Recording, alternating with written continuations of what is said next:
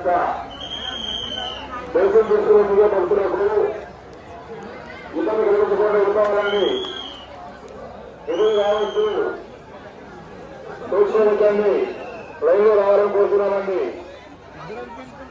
మీద కూర్చోవచ్చండి, చిన్నపిల్లలని జాగ్రత్తగా చూసుకోవాలండి.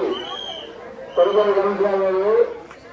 చిన్నపిల్లలని పట్టుకొని తీసుకోవాలండి. తప్పపోయే ప్రమాదం ఉన్నది. రద్దీ కూడి వల్ల పిల్లలు తప్పపోయే ప్రమాదం ఉంది కాబట్టి తల్లిదండ్రులు జాగ్రత్తగా తీసుకోవాలని కోరుతున్నామండి.